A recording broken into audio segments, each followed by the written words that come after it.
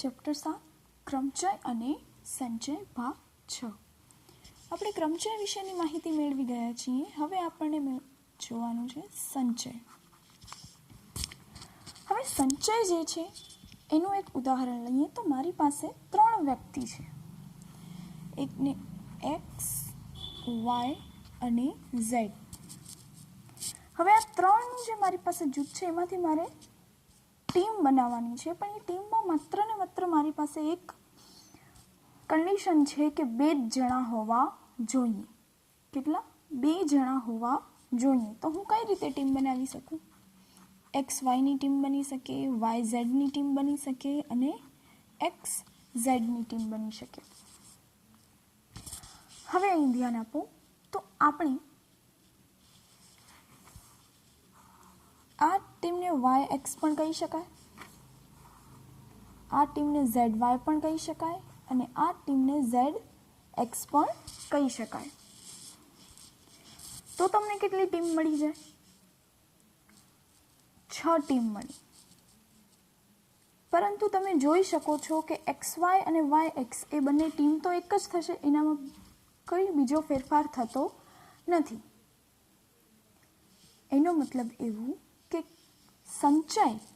સંચયમાં ક્રમનું મહત્વ નથી. ક્રમચયની અંદર આપણને ક્રમ ધ્યાનમાં રાખવાનો હતો કે પહેલા સ્થાન ઉપર કયું, બીજા સ્થાન ઉપર કયું, કે ક્રમ લઈએ તો ક્રમ ચેન્જ કરીએ તો એની જે મૂલ્ય છે એ પણ બદલાઈ જતું હતું. જ્યારે અહીં એવો કોઈ ફેરફાર થશે નહીં. અહીં એવો કોઈ ફેરફાર થશે નહીં. એટલે આપણે આ જે વસ્તુ છે આમ જોવા જઈએ તો આપણે આની ગોઠવણી કરીએ તો 6 પ્રકારે મળશે. પરંતુ 6 પ્રકારમાંથી 3 પ્રકાર જે છે એ એના અનુરૂપ પ્રકાર સાથે સરખા જ છે. એટલે ટોટલ કેટલા મળે છે? આપણને 3 જૂથ મળે છે. હવે એ જ રીતે હું વાત કરું કે મારી પાસે 4 ભિન્ન વસ્તુઓ છે અને 2 જોડી બનાવવાની છે. મારી પાસે 4 ભિન્ન વસ્તુઓ છે અને 2 જોડી બનાવવાની છે. A, B, C અને D. આની 2 જોડી હું બનાવું તો શું થશે? AB, AC, AD, BC, BD અને CD. હવે આ તો થઈ ગઈ જોડી. પરંતુ હવે આ જોડી જે છે એને હું આમ BA લખી શકીશ. આને હું કેવી રીતે લખી શકીશ? તો CA, આ DA, CB,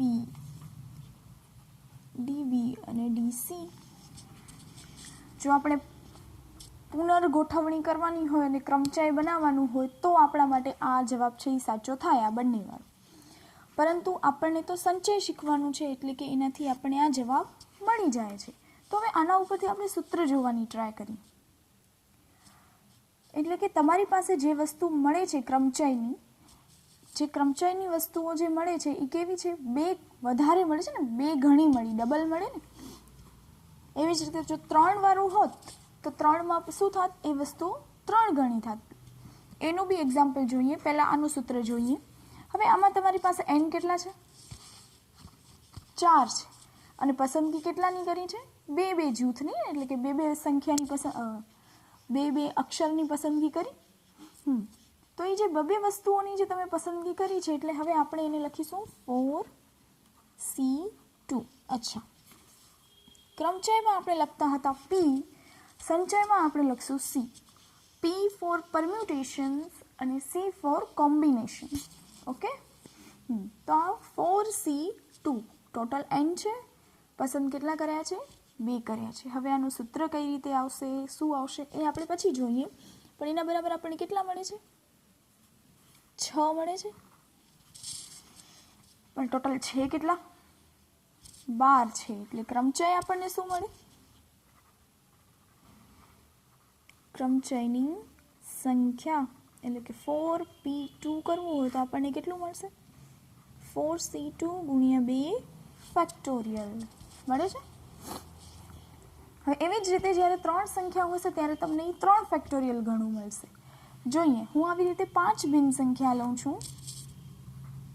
A, B, C, D અને E. તો આ શું થશે? ABC BCD CD E. ચલો એના પછી આપણને શું મળી શકે? ઓકે, આ ABC વાળું લીધું તો પછી ACD મળી, એના પછી ADE,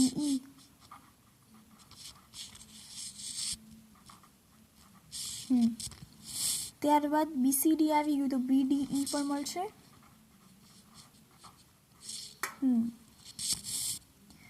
CDE આવી ગયું. તો હવે ત્યારબાદ કયું મળશે આપણને? ABC મળ્યું. A સાથે ADE લીધું, ACD લીધું, તો પણ ABC તો ABD પણ મળી શકે. એ જ રીતે ABE. ત્યારબાદ આ BCD મળ્યું તો BCE પણ મળશે, અને ACD તો ACE પણ મળી શકે. હવે બીજા કોઈ જૂથ લેશો તો તમને એનો એ જ પ્રકાર મળી શકશે. હવે જુઓ, આ ABC છે એને તમે કેટલી રીતે લખી શકશો? તો BAC, પછી ACB, એટલે ટોટલ 6 પ્રકારે લખી શકશો. કેટલા પ્રકારે? 6 પ્રકારે. એટલે કેટલું થાય? 3 ફેક્ટોરિયલ. એટલે આપણે જે ક્રમચય જે છે એ ક્રમચયની સંખ્યા શું થશે? તો 4p3 એ કેવી થશે? 5c3 એને ગુણ્યા 3 ફેક્ટોરિયલ. શું થશે? 3 ફેક્ટોરિયલ. હવે આપણે એમાં 5c3 ને સૂત્રનું કરતા બનાવીએ તો આપણને એનું સૂત્ર મળશે. જોઈએ ચાલો. આપણને જે મળ્યું એ મળ્યું 5p3 બરાબર 5c3 ગુણ્યા 3 ફેક્ટોરિયલ. તો આપણે 5p3 અપોન 3 ફેક્ટોરિયલ બરાબર 5c3 કહી શકાય. આનું સૂત્ર શું થશે? 5 ફેક્ટોરિયલ છેદમાં 5 માઇનસ 3 ફેક્ટોરિયલ. હવે આ ગુણાકારમાં આવી જશે બરાબર 5c3. તો હવે આપણે આને જનરલ ફોર્મ્યુલામાં લખી શકીએ. તો એ જનરલ ફોર્મ્યુલામાં આપણે લખીએ તો સૌથી પહેલું જ આવશે આપણને આના ઉપરથી મળે NPR બરાબર NCR ગુણ્યા R ફેક્ટોરિયલ. તમે કોઈ પણ NCR સંચય પૈકી આપણને જે અનુરૂપ સંચયના પ્રમાણે R ફેક્ટોરિયલ ક્રમચય થશે. કેટલા થશે? R ફેક્ટોરિયલ ક્રમચય થશે, કારણ કે આપણે એની પુનર્ગોઠવણી કરી શકીએ છીએ. મેં અહીં તમને બતાવ્યું. આની આપણે જે પુનર્ગોઠવણી કરીએ છીએ કેટલા પ્રકારે થાય છે? તો 3 ફેક્ટોરિયલ પ્રકારે થાય છે. એ રીતે તમે દરેકની પુનર્ગોઠવણી કરી શકીશો. તમને એ ખબર છે, તમે આ રીતે 1 2 3 લો તો તમે એને 1 3 2 કરી શકો, પછી 2 1 3 2 3 1 3 2 1 અને 3 1 2. આ રીતની તમે પુનર્ગોઠવણી છે એ કરી શકો છો. તો એવું તમે દરેક પદ માટે કરી શકશો, એક જ નહીં, માત્ર ABC માટે નહીં, દરેક જૂથ માટે તમે એવું કરી શકો છો. એટલે આપણને જે ક્રમચયની સંખ્યા છે એને ગુણ્યા 3 ફેક્ટોરિયલ મળે છે આ દાખલા માટે. હવે આ દાખલામાં 3 ફેક્ટોરિયલ શું છે? તો એ તમારી પસંદગી છે ને. 3ની તમારે 3 અક્ષરની પસંદગી કરવાની છે. એટલે આપણે પસંદગી કરતા જે સંખ્યા છે એને આપણે R વડે દર્શાવીએ છીએ. માટે આપણને આ સૂત્ર મળે છે. હવે એમાં કન્ડિશન તો અપ્લાય થશે જ કે આરની વેલ્યુ છે એ કેવી હશે? તો 0 less than R less than or equal to n.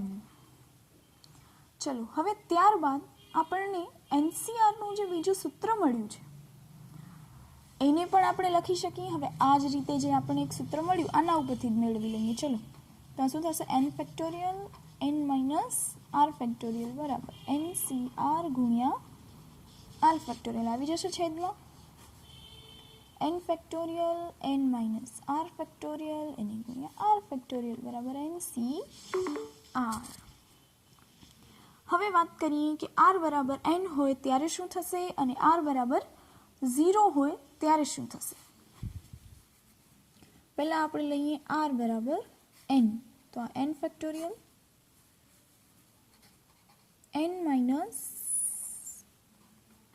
Factorial એની ગુણ્યા આર ફેક્ટોરિયલ બરાબર આર બરાબર તો આપણે એન લીધું છે, તો આ થઈ ગયું 0 ફેક્ટોરિયલ બરાબર છે. અને એન ફેક્ટોરિયલ કેન્સલ થઈ જશે એટલે આપણને એન સી આર બરાબર મળશે 1. ક્યારે? જ્યારે આર બરાબર એન હોય ત્યારે. હવે વાત કરીએ આર બરાબર 0 હોય ત્યારે. આર બરાબર 0 હોય ત્યારે શું થશે? એટલે અહીંયા એન સી એન જ કહેવાશે હો. અને હવે આપણે વાત કરીએ એન સી 0ની, તો શું થશે? એન ફેક્ટોરિયલ 0 ફેક્ટોરિયલ ને એન માઇનસ 0 ફેક્ટોરિયલ, તો આ પણ n factorial upon n factorial જ થશે. 0 ફેક્ટોરિયલ બરાબર 1, ખ્યાલ છે ને? તો આ પણ મળશે 1. એટલે એનસી એન અને એનસી 0 આપણને સંચયમાં એનસી એન અને એનસી 0 બરાબર મળશે 1. ક્રમચયમાં બંને અલગ અલગ મળતું હતું. જો એકમાં એન ફેક્ટોરિયલ આવતું હતું અને એકમાં 1 મળતું હતું. ક્યારે કયું આવતું હતું એ તમારે યાદ રાખવાનું રહેશે. તો હવે આપણે જે આરનું સૂત્ર જે છે એનસીઆરનું સૂત્ર, એમાં આપણે આ રીતે લખી શકીએ કે એનસીઆર બરાબર N factorial upon R factorial N minus R factorial, જ્યારે R less than or 0 less than equal to R less than equal to N. N ક્યારેય પણ 0 થશે નહીં. જો એન જ નહીં હોય તો એનસીઆર એટલે કે કોઈ પણ કોમ્બિનેશન બનાવવાની જરૂર જ નહીં પડે.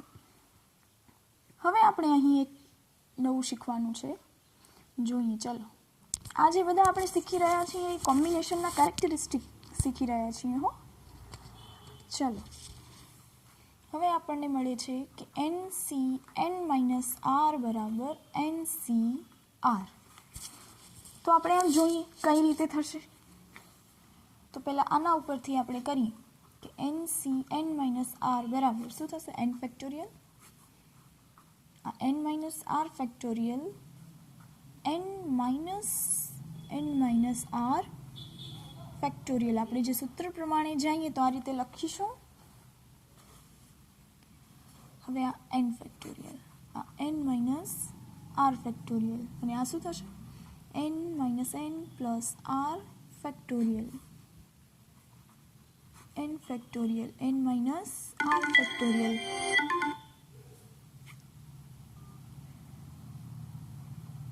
R factorial. તો હવે આપણને જે આ સૂત્ર મળ્યું વિશેનું મળ્યું એન સી આરનું જ મળ્યું. ચલો, હવે આપણને એક પાંચમો ગુણધર્મ આવે છે કે એન સી એ બરાબર એન સી બી હોય તો શું થાય? તો આનામાં આપણને બે કન્ડિશન મળી શકે કે જો આ બંને બરાબર હોય તો આપણે ચોથા ગુણધર્મની રીતે પહેલાં તો એવું કહી શકશું, પહેલાં તો નોર્મલ જ એવું કહી શકશું કે એ અને બીની કિંમત કેવી હશે? સરખી હોઈ શકે. કેવી હશે? કે એ બરાબર બી. જો આવું હશે તો શું મળશે? This implies A equals to B. અથવા આ ગુણધર્મ ઉપરથી એવું કહી શકાય કે એ બરાબર એન માઇનસ બી. સમજમાં આવ્યું? આ ગુણધર્મ ઉપરથી આપણે કહી શકાય એ બરાબર એન માઇનસ બી. હવે આનો મતલબ શું થયો? કે એ પ્લસ બી બરાબર એન. એ પ્લસ બી બરાબર એન. આટલા ગુણધર્મ હતા જે આપણને સમજવાના હતા અને સાબિત પણ કરવાના હતા. સાબિત નથી કરવાના, આ સમજવાના હતા. હવે આવે છે જે એ આપણે સાબિત કરવાનું છે. એ સાબિતી હું તમને કરાવું એ પહેલાં થોડાક દાખલા જોઈ લઈએ, એટલે એ તમે હોમવર્કમાં બી કરી શકો. એ સાબિતી આપણે પ્રમેયની કાલે લઈશું એવું હશે તો. આપણે પહેલાં થોડાક सम्स જોઈ લઈએ જે તમે હોમવર્કમાં કરી પણ શકશો. ચલો, તો સ્વાધ્યાય 7.4 એમાં દાખલા નંબર 1 તમને આપેલું છે કે જો NC8 બરાબર NC2 હોય તો NC2 શોધો.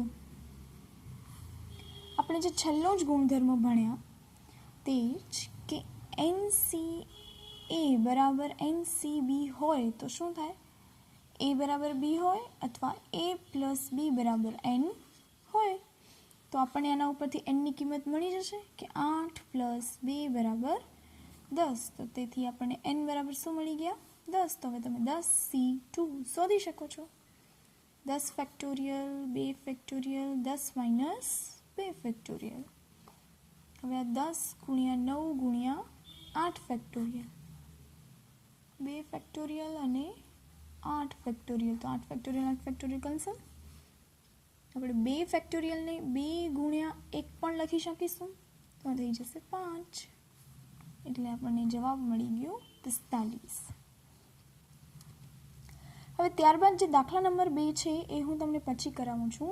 પહેલાં જોઈ લઈએ દાખલા નંબર 3 કે જે તમે હોમવર્કમાં પણ કરી શકશો. હવે દાખલા નંબર 2 એવું કહ્યું છે, દાખલા નંબર 3 એવું કહ્યું છે કે વર્તુળ પરના 21 બિંદુઓમાંથી કેટલી જીવા દોરી શકાય. તમને વર્તુળ પર કેટલા બિંદુ આપ્યા છે? એટલે કે n બરાબર 21.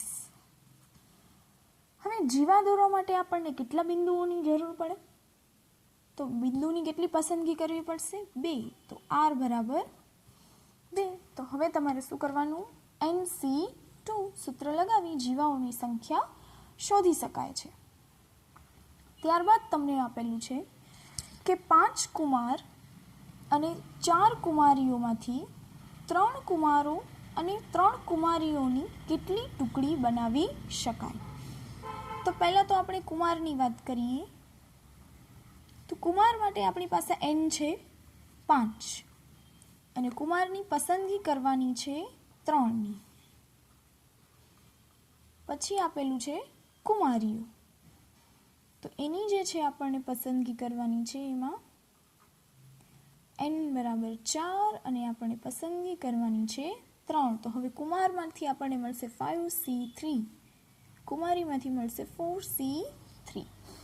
હવે એવું કીધું છે કે કુમાર અને કુમારીઓની પસંદગી ટુકડી બનાવવાની છે. એટલે કે ટુકડીમાં કુમાર પણ હોવા જોઈએ અને કુમારી પણ હોવી જોઈએ. તો તમારા કુમારની એક ટુકડીમાંથી કોઈ પણ એક ટુકડી લ્યો તો એને તમે બધી જ કુમારીઓની ટુકડી સાથે ગોઠવી શકો. જેટલી પણ ટુકડી મળતી હોય બધા સાથે તમે ગોઠવી શકશો. એટલે શું થશે કે આ બે ટુકડીનો ગુણાકાર થશે. એટલે આપણે જે ટુકડીઓની સંખ્યા બરાબર શું લખીશું? 5c3 ગુણ્યા 4c3. વિચારજો કે મેં ગુણાકાર શા માટે કર્યો છે. ત્યારબાદ એવી જ રીતે તમને 6 લાલ દડા, 5 સફેદ દડા, 5 વાદળી દડામાંથી દરેક રંગના 3 દડા એમ 9 દડાની પસંદગી કરવાની છે. તો તમે શું કરશો? 6 દડા જે છે એમાંથી 3 દડાની પસંદગી કરશો, એને ગુણ્યા 5 દડામાંથી 3 દડાની પસંદગી કરશો અને એને ગુણ્યા 5 દડામાંથી 3 દડાની પસંદગી કરશો.